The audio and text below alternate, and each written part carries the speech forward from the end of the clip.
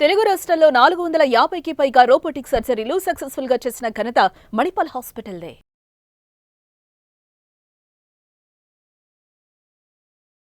Hi hello నమస్తే welcome to our channel. నేను మీ స్వాతి. మనం రైస్ ఎలాంటివి వాడుకోవాలి, ఎలాంటి రైస్ వాడడం వల్ల మనం ఆరోగ్యాన్ని పాడు చేసుకోకుండా ఉంటాము, అసలు ఎలాంటి రైస్ మంచివి అని మనం ఎలా గుర్తించవచ్చు, ఈ విషయాలన్నీ మనం మాట్లాడదాం. రైస్ వైట్ కలర్లో ఉన్నవి చాలామంది ఇష్టపడుతూ ఉంటారు. దానివల్ల ఆరోగ్య సమస్యలు కూడా అంతే స్పీడ్గా వస్తూ ఉంటాయి. అసలు మనం తీసుకునే రైస్ చాలా చాలా ఇంపార్టెంట్ కాబట్టి ఈరోజు టాపిక్ మనం రైస్ గురించి మాట్లాడుకుందాం. మనతో పాటు ఉన్నారు ప్రస్తుతం సురక్ష ఆయుర్వేద అండ్ పంచకర్మ స్పెషలిస్ట్ పూర్ణ రాజేశ్వరి గారు. మాట్లాడతాం. నమస్తే మేడం. నమస్తే మేడం, రైస్ మన జీవన విధానంలో చాలా ఇంపార్టెంట్. రైస్ తినకుండా ఎవ్వరు ఉండలేరు, ముఖ్యంగా మన సౌత్ ఇండియన్స్. సో ఈ రైస్ ఎలాంటివి వాడాలంటారు, ఎలా సెలెక్ట్ చేసుకోవాలి, మంచివి అంటే ఎలా తెలుస్తుంది? రైస్ అనేవి మనం ఎక్కువ తినడం అనేది అలవాటైపోయింది. తర్వాత ఏంటంటే తెల్లగా మల్లెపూలాగా పొడిపొడిలాడుతా ఉన్న రైస్ మనం బయట భోజనాలకు వెళ్ళిన అదే, ఇంట్లో కూడా అవే రకరకాలుగా కంపెనీల పేర్లతో. అలాంటి రైస్ తినడం కూడా మేము చాలా స్టేటస్గా ఫీల్ అవుతాం. అంతే కదా. ముడి బియ్యంతో చేసినటువంటి అన్నం తింటే అనాగరికుల్లాగా ఇంకా ముడి బియ్యం తింటున్నారా అన్నట్టుగా ఉంటుంది. సో అందుచేత రైస్ అనేది మన జీవితంలో ఆరోగ్యానికి అనారోగ్యానికి చాలా మేజర్ రోల్ ప్లే చేస్తుంది. అది ఎంత అంటే చాలా డయాబెటీస్ వైట్ రైస్ వల్ల వస్తుంది అనేది అందరికీ తెలిసింది. కానీ వైట్ రైస్ తినడం చాలా మందికి వీక్నెస్. వైట్ రైస్ కాకుండా తినాలంటే కళ్ళ మీద నీళ్ళు వచ్చేస్తుంటాయి అనమాట, రక్త కన్నీరు అంటాం కదా. అంటే లైఫ్ అంతా సాక్రిఫైస్ అయిపోయినట్లు అనిపిస్తుంది ఇంకా రైస్ తినకపోతే. అందుచేత అదొక ప్రాబ్లం. అలాగే అన్నం కూడా పొడి పొడిలాడుతూ ఉంటుంది కాబట్టి ఏది కలుపుకున్నా చాలా టేస్టీగా, పచ్చడి కలుపుకున్న బాగుంటుంది, పులుసు అయినా బాగుంటుంది, ఏదైనా అందులో టేస్ట్ అనేది బాగుంటుంది అన్నమాట. అదే ముడి బియ్యంలో అయితే ఒరిజినల్గా అందులో ఒక రకమైనటువంటి పొర, తిక్కుగా ఉండేటువంటి పొర ఉంటుంది కదా, చిక్కటి పొర. ఆ పొర వలన తర్వాత ఏంటంటే అందులో ఉండేటువంటి ఒరిజినల్ స్వీట్నెస్ వలన ఫుడ్లో మనం అనుకున్నంత కారం ఉండదు అనమాట. ఎంత పచ్చడి వేసుకున్నా కానీ చప్పగానే ఉంటుంది. సో అందుకని చాలా మందికి ముడి బియ్యం అన్నం నచ్చదు. ఇంకోటి ఏంటంటే తింటే అరగదు అనే ఒక ఫీలింగ్ అనమాట. అలా ఏమి ఉండదు. బియ్యం అనేది మనకు చక్కగా అరిగిపోతుంది. దాని తగ్గట్టు కొంచెం పని ఎక్కువ పెంచుకోవాలి. కొంచెం ఇల్లు మళ్ళీ ఇంకోసారి తడిబెట్టి పెట్టుకోవడం, పని మనిషి పెట్టినా మళ్ళీ ఇంకోసారి పెట్టుకుంటే నష్టం లేదు కదా.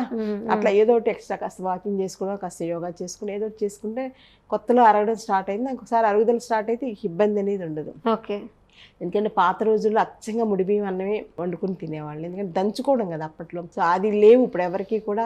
అసలు రోళ్ళు రోకళ్ళే లేవు. అసలు ఇంట్లో బియ్యం దంచుకోవడం కల్చర్ పూర్తి మర్చిపోయారు. ఎనీహో బయట మార్కెట్లో కూడా చక్కగా ఒంటిపట్టు బియ్యం కూడా దొరుకుతున్నాయి. సో అందుచేత ఆ ఒంటిపట్టు బియ్యం అంటే ఇట్లా ఉంటాయి. అది కూడా తెలియదు కదా చాలామందికి. ఈ కలర్లో ఉంటే ఇవి ఒంటిపట్టు బియ్యం అనమాట, ముడి బియ్యం అంటాం కదా. ఇది అన్నం వండితే ఇట్లాగా ఉంటుంది, ఈ ఇలా ఉంటుంది అనమాట. సో ఈ రైస్ తింటే మనకి ఆరోగ్యానికి మంచిది, డయాబెటీస్ రాకుండా ఉంటుంది, తర్వాత ఒబెసిటీ అధిక బరువు కూడా రాకుండా ఉంటుంది, బీపీకి చాలా మంచిది, సోరియాసిస్ లాంటి స్కిన్ ప్రాబ్లమ్స్ కూడా చాలా మంచిది, ఆస్టియోఆర్థరైటిస్ వాళ్ళకు కూడా ముడి బియ్యం తినడం అనేది చాలా మంచిది అనమాట. సో చాలా వ్యాధులకి ముడి బియ్యం తినడం వల్ల మన సొల్యూషన్ చెక్ అనేది పెట్టేయచ్చు. సో ఇలాంటి ముడి బియ్యం అన్నం తింటే ఏంటంటే మెయిన్గా ఈ అన్నంలోకి పెరుగు కానీ మజ్జిగ కానీ వేసుకుంటే చాలా బాగుంటుంది అన్నమాట టేస్ట్. సో ఈ అన్నం తినడం వల్ల చాలా ఆరోగ్య సమస్యలు నివారించుకోవచ్చు. ముఖ్యంగా ఇప్పుడు యువత లో ఎక్కువగా సంతానం కలగకపోవడం అనేది పెద్ద ప్రాబ్లం అయిపోయింది.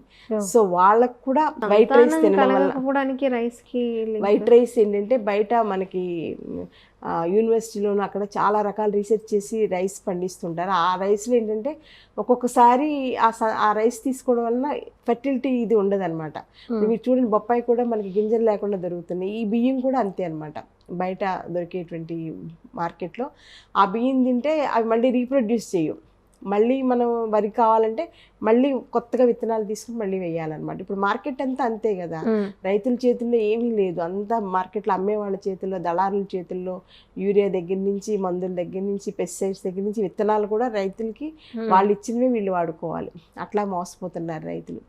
సో అటువంటి బియ్యాన్ని ఏంటంటే అవి గవర్నమెంట్ వాళ్ళు చాలా తక్కువ రేటుకి బయట ఇస్తుంటారు కదా. సో ఉంటాయి కదా పంపిణీలు అవి ఉంటాయి కదా, అక్కడ ఇస్తుంటారు కదా, పంచదార బియ్యం అలాంటివి ఉచితంగా ఇస్తుంటారు కదా. సో అక్కడ దొరికినటువంటి ఆ బియ్యం తీసుకుని దాన్ని మళ్ళీ పాలిష్ పెట్టి అవన్నీ తెలియకుండా మనకి ఇట్లా వచ్చేలాగా చేసి మళ్ళీ 25 కేజీల ప్యాకెట్లు అమ్ముతున్నారు. సో అలాంటి బియ్యం తెల్లగా బాగున్నాయి కదా అని యువత తినడం వలన వాళ్ళకి ఫెర్టిలిటీ అనేది తగ్గిపోతుంది. మళ్ళీ ఫెర్టిలిటీ కోసం రకరకాలుగా వెళ్ళి లక్షల కోట్లు ఖర్చు పెట్టి ఏవేవో చేస్తే ఆర్టిఫిషియల్గా పిల్లల్ని ఏదో రకంగా కంటున్నారు. ఆ మందులు, ఆ ప్రెగ్నెన్సీ రావడం కోసం వాడేటువంటి మందుల వల్ల చాలా సైడ్ ఎఫెక్ట్స్ ఉంటాయి. ఆ పుట్టే పిల్లలకి అసలు బలం అనేది ఉండదు. వాళ్ళకి పుడుతూనే డయాబెటీస్, రకరకాల హెల్త్ ప్రాబ్లమ్స్ తోటి పడుతుంటారు.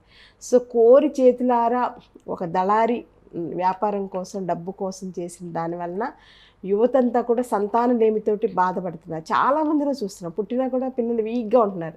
ఇంత పిల్లలు చిన్నగా ఉంటున్నారు, వాళ్ళకి అన్ని వీక్నెస్ ఉంటుంది. పుడుతూనే ఇమ్యూనిటీ లేని హెల్త్ ప్రాబ్లమ్స్ తోటి పుడుతున్నారనమాట. అంటే ఆటో ఇమ్యూన్ డిజార్డర్స్ తోటి ఎక్కువ మందిలో చూస్తున్నాం పిల్లల్ని. సో వీటన్నిటికీ ఎక్కడుంది స్టార్టింగ్ పాయింట్ అంటే ఆ పనికిరాని బియ్యం పడేసినా కూడా భూమికి బరువు అనమాట. అలాంటి బియ్యం మనకి మళ్ళీ మార్కెట్లోకి రీసైకిల్ చేసి అమ్ముతున్నారు.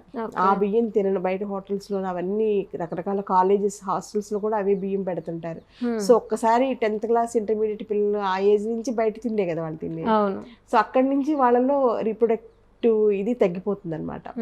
సో అందుచేత మన పాత రోజుల్లో లాగా ఇలా ముడి బియ్యం ఇవన్నీ తీసుకోవడం అంటే మనం తినే ఆహారంలో ఇంత ఉందా, ఇంత సబ్జెక్ట్ ఉందా, ఇంత భయంకరమైనటువంటి సత్యాలు, వాస్తవాలు ఉన్నాయా అంటే మనకి చాలా బాధ అనిపిస్తుంది. ఎందుకంటే ప్రతి మనిషికి కావాల్సిందంటే తన కుటుంబం, తన వంశాన్ని పెంచుకోవాలనేది ప్రతి ఒక్కరికి ఉంటుంది కదా. ఏంటి అల్టిమేట్గా రాత్రి పడుకుని ఆలోచిస్తే నేను, నా కుటుంబం, నా పిల్లలు అని ఆలోచిస్తే పిల్లలు లేకపోవడం అనేది పెద్ద శాపం అనమాట. సో పిల్లలు పుట్టకపోవడం అనేది శాపం. దానికి కూడా ముఖ్యమైనటువంటి కారణం పనికిరాని బియ్యం తినడం అనేది ముఖ్యమైనటువంటి కారణం. కాబట్టి అన్నం కూడా మనం పాత రోజులు ఏంటంటే పొలంలో పండించుకునే వాళ్ళు, ఇంటికి వచ్చేసేయి ఆ బియ్యమే తినేవాళ్ళు. అందరికీ చాలామంది దానాలు చేసేవాళ్ళు, అమ్ముకునేవాళ్ళు, రకరకాలు చేసుకునేవాళ్ళు. ఇప్పుడు ఏంటంటే అసలు ఎవరు కూడా పొలంలో పండినవి ఎవరు తింటున్నారు, డైరెక్ట్గా దళాల దగ్గరికి వెళ్ళిపోతున్నాయి. వాళ్ళు తీసేసుకుని ఎక్కడో కోల్డ్ స్టోరేజ్లో పెడుతున్నారు, ఏవేవో చేస్తున్నారు. సో అలా కాకుండా మన వ్యవసాయం మనం చేసుకుని కొంచెం మన ఇంటి వరకు ఒక 2 బస్తాలు ధాన్యం పండించుకున్నా కానీ మన సంవత్సరం అంతా సరిపోతుంది. కాబట్టి ఇప్పుడు చాలామంది యువత అలా చేస్తారు. హైదరాబాద్లో అప్పుడు నేను చూస్తున్నాను కదా, బయట ఫామ్ హౌసెస్లో తీసుకుని చక్కగా ఫామ్ హౌసెస్లో వ్యవసాయం మొత్తం కూరగాయల దగ్గర నుంచి బియ్యం దగ్గర నుంచి కూడా పండించుకుంటున్నారు. సో మళ్ళీ మనకు ఆ రోజులు వస్తేనే పిల్లలు ఆరోగ్యవంతమైనటువంటి పిల్లలు పుడతారు. చాలా అనారోగ్య సమస్యలు, ముఖ్యంగా డయాబెటీస్ కానీ, ఒబెసిటీ కానీ ఇలాంటి ప్రాబ్లమ్స్ కూడా మనం తగ్గించుకోవచ్చు. కాబట్టి ప్రతి ఒక్కళ్ళు మనం నోట్లో పెట్టుకునే ప్రతి మెతుకు, ప్రతిదీ కూడా ఇది కెమికల్స్ తోటి ఉందా, ఇందులో ఆరోగ్యాన్ని పనికిచ్చేది ఉందా, అనారోగ్యాన్ని కలుగజేస్తుందా అనేది ఒక్కసారి ఆలోచించి తింటే చాలా వరకు మనం ఆరోగ్య సమస్యల్ని నివారించుకోవచ్చు. Okay madam, thank you so much. Thank you అమ్మా.